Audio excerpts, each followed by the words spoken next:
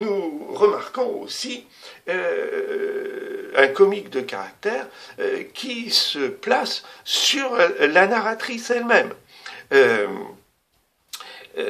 Son insistance à vouloir aider le personnage masculin, en même temps que sa curiosité par rapport à ce qui arrive à ce personnage, puisqu'elle est très attentive. Apparemment, il y avait quelque chose. Je le vis donc distinctement. Et c'est à la fois cette insistance et cette curiosité qui sont l'un comme l'autre déplacés, représentent la jeune femme comme une jeune femme effrontée, et donc un petit peu comme certaines domestiques dans les comédies au théâtre nous ramènent à une forme de comique de caractère. Nous arrivons maintenant à notre deuxième axe qui va essayer de trouver un indice pour déceler l'objectif plus profond de cet extrait. L'indice intéressant dans ce texte vient du fait que le texte soit raconté par un des personnages qui est la jeune héroïne Jane Eyre. Et pourquoi le fait qu'elle soit la narratrice est un indice important? Eh bien, c'est que, contrairement à une narration habituelle, cette manière de raconter apporte tout à la fois plein d'informations, mais en même temps, elle dissimule d'autres informations. Alors, c'est Jane Eyre qui raconte, donc elle est la narratrice à la première personne, demandai-je, mais puisqu'elle est la narratrice, eh bien, nous adoptons un point de vue qui est le point de vue de ce seul personnage, et c'est ce qu'on appelle le point de vue interne. Et donc, l'indice que nous pouvons noter, c'est que le point de vue interne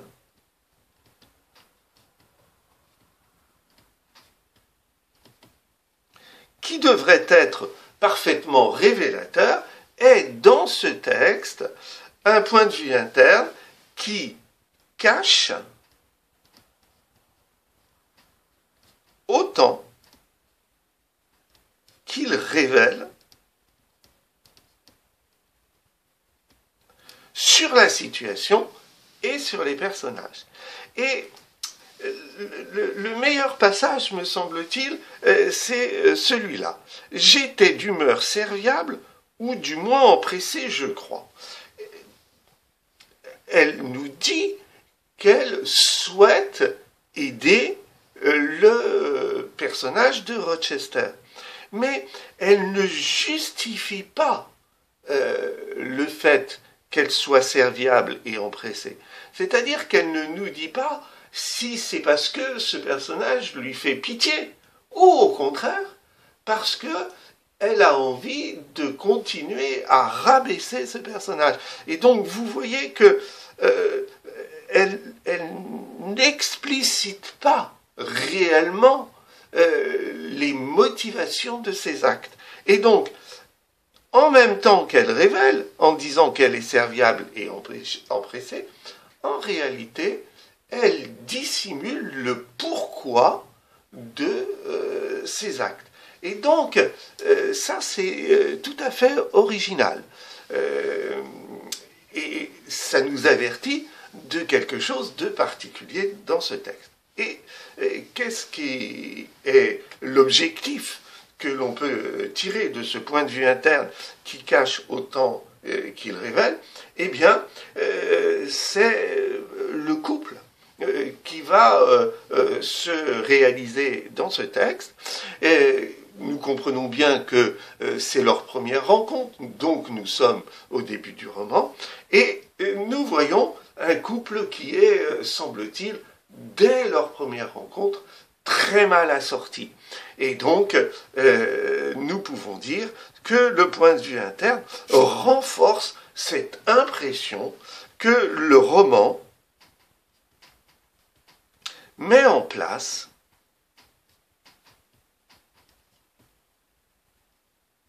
un couple très mal assorti.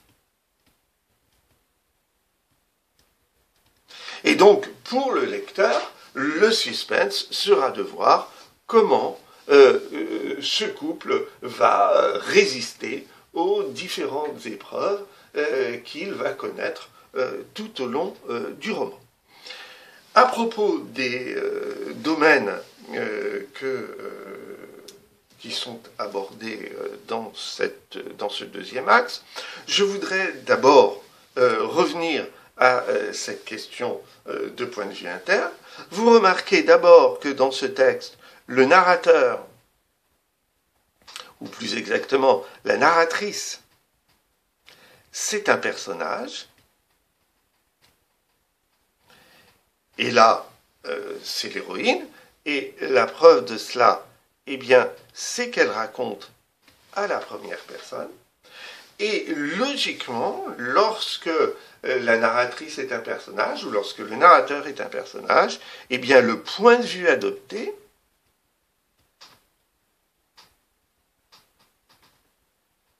c'est ce qu'on appelle le point de vue interne.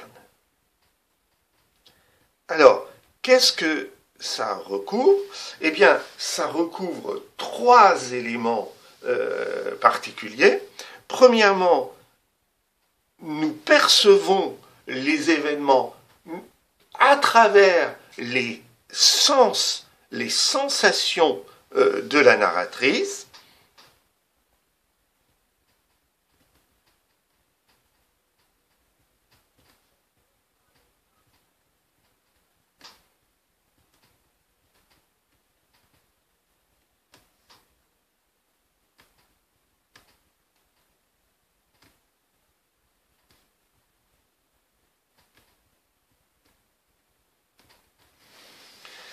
Donc, les événements sont perçus à travers les cinq sens du personnage.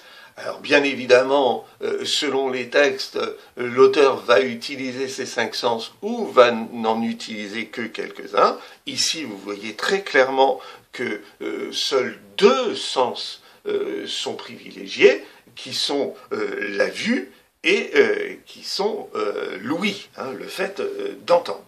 Mais le point de vue interne nous permet aussi de connaître les sentiments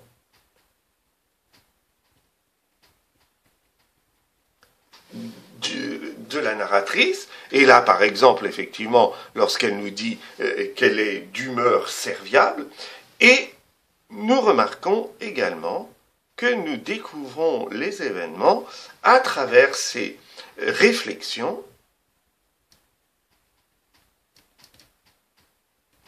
Et cela est par exemple sensible dans la dernière phrase, où vous voyez qu'elle est construite à travers une structure de phrase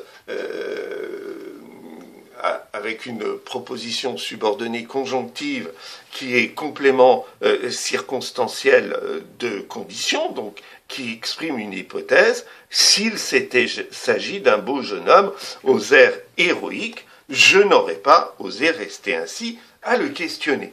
Et donc cette proposition, cette logique de l'hypothèse nous montre la réflexion de la narratrice.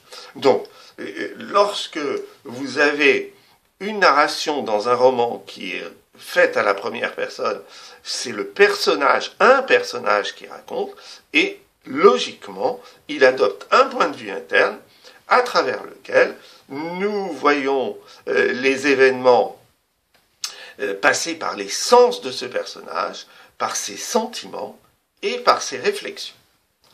Je voudrais venir maintenant à l'objectif plus profond et insister sur ce couple qui est très mal assorti.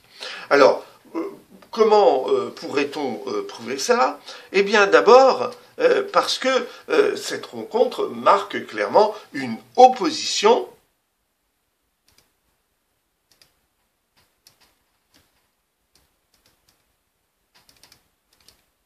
des personnages.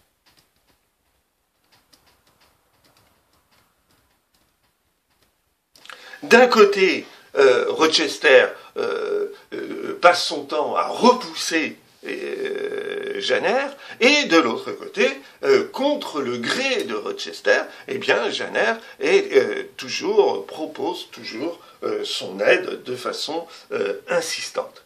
La deuxième façon de montrer que ce couple est très mal assorti, c'est de partir du comique de situation avec le renversement du rapport entre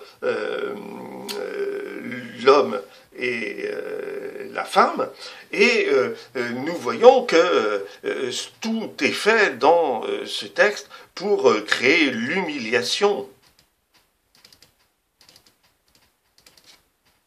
du personnage masculin,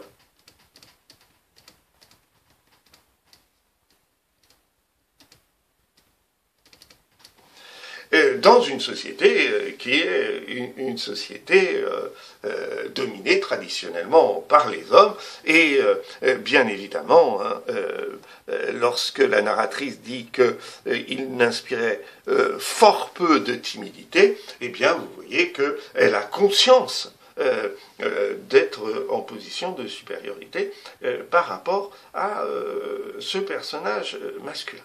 Enfin, troisième élément qui montre le couple mal assorti, c'est la description finale du personnage masculin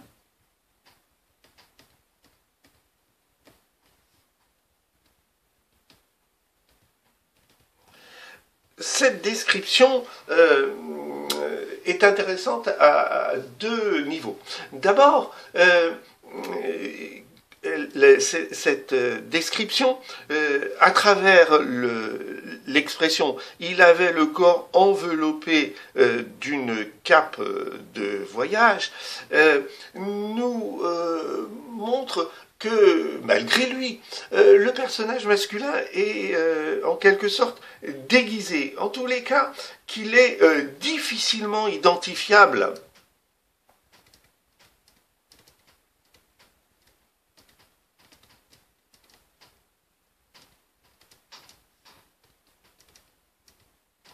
Et en particulier socialement. Donc ça, c'est un point important. Hein. Et donc, en fait, nous remarquons que dans la narration, le personnage féminin est en quelque sorte frappé par une sorte d'erreur. Et puis, le deuxième point important de cette description, c'est que le personnage masculin tranche avec le stéréotype du héros.